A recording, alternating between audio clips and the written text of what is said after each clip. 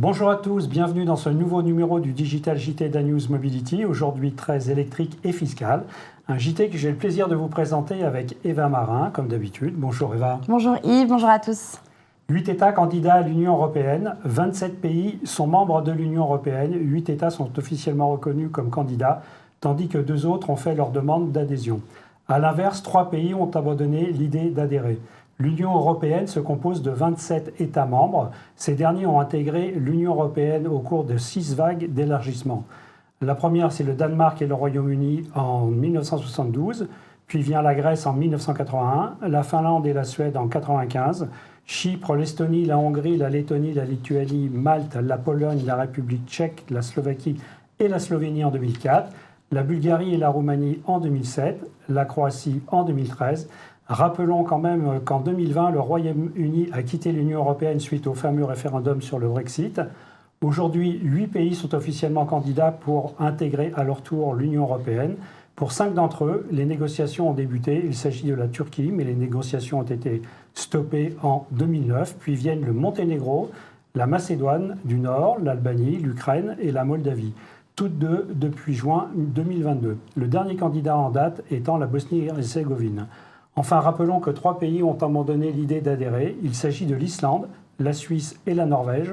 Quant à la candidature du Maroc, et oui, déposée en 1984, elle a été rejetée en 1987.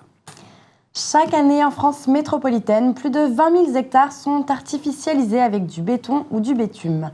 La loi climat et résilience fixe un objectif ambitieux, le zéro artificialisation nette en 2050, avec, pour y parvenir, un seuil intermédiaire de réduction de 50% de ce rythme d'ici à 2031. L'habitat est le principal facteur de l'artificialisation des sols. Entre 2011 et 2021, 63% de la consommation d'espace est effectivement liée à la construction de logements. Sur les 20 dernières années, l'artificialisation s'est effectuée à plus de 80% sur des terres agricoles.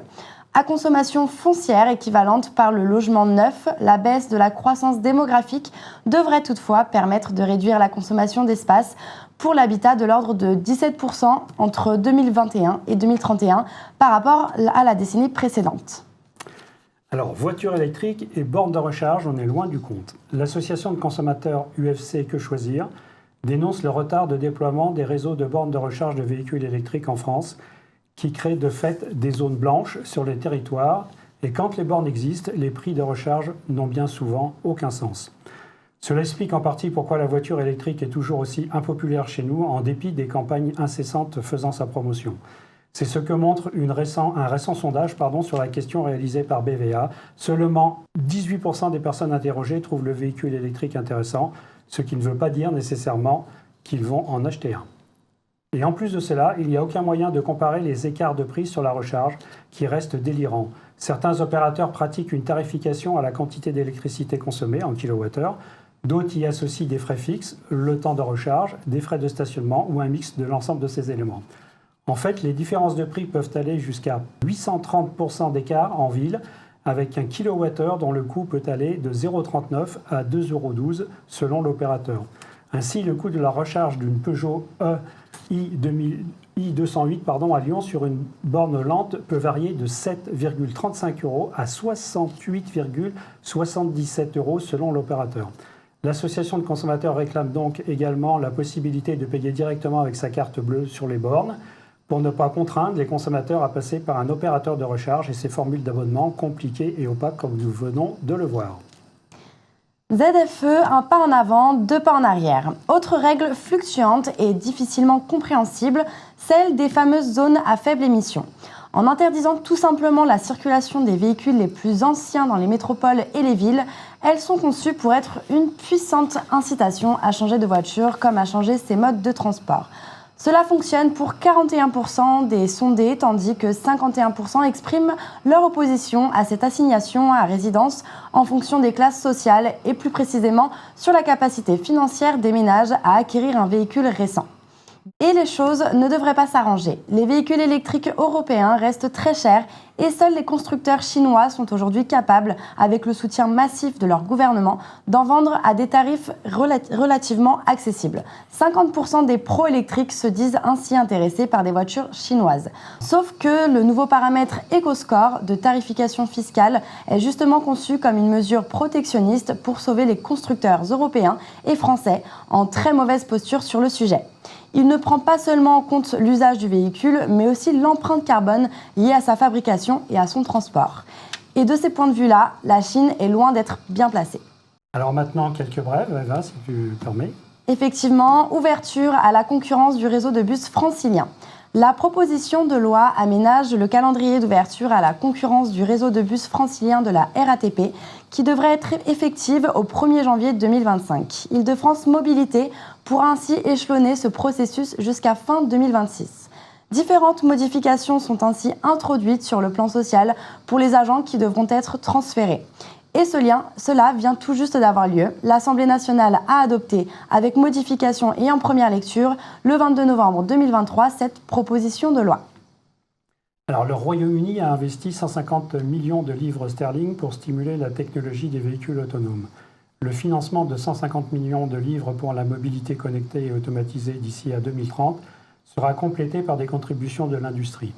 Selon des recherches récentes, la mise en œuvre de ce plan pourrait générer des avantages économiques importants de l'ordre de 66 milliards de livres par an et créer 342 000 emplois supplémentaires d'ici à 2040.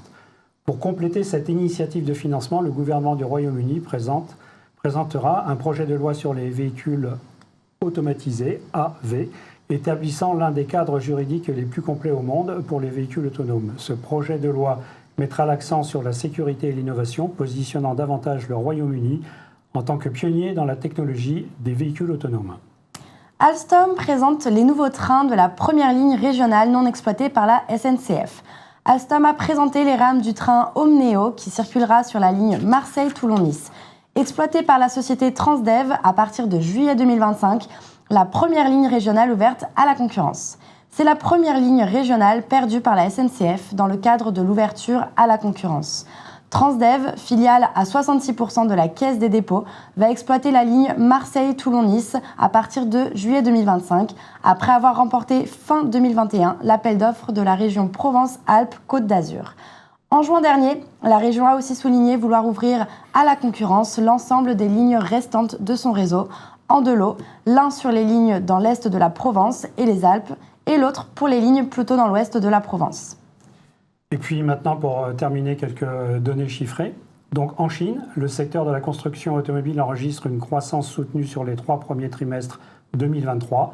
Le secteur chinois de la construction automobile a enregistré une expansion stable au cours des 3 premiers trimestres de 2023. La valeur ajoutée industrielle de ce secteur a augmenté de 11,4% par rapport à l'année dernière sur cette période, a précisé l'Association des constructeurs chinois. Les revenus d'exploitation combinés des entreprises du secteur ont atteint 7 110 milliards de yuan, soit environ 999,28 milliards de dollars, en hausse de 10,4% en glissement annuel.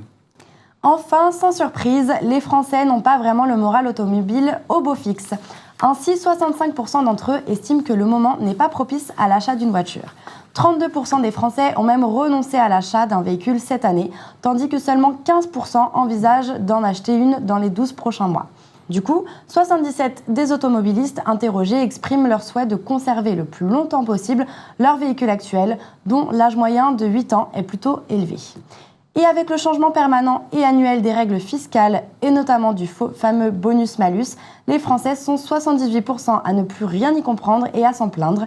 Seule certitude en tout cas, à partir du 1er janvier prochain, un malus sera appliqué à tout véhicule émettant plus de 118 grammes de CO2 par kilomètre. Le montant du malus est de 50 € par gramme au-dessus de ce seuil et jusqu'à un maximum de 60 000 €. Qui dit mieux ? Alors merci Eva, merci à tous pour votre fidélité. Si vous voulez en savoir plus sur les actualités et les données sur les mobilités, rendez-vous régulièrement sur ANews Mobility dans nos différentes rubriques. Et surtout, n'oubliez pas de vous abonner à nos newsletters hebdomadaires. Le lien s'affiche en bas, là, juste en bas de votre écran. À tout bientôt pour un nouveau JT d'ANews Mobility. Merci à tous et à très vite. À bientôt.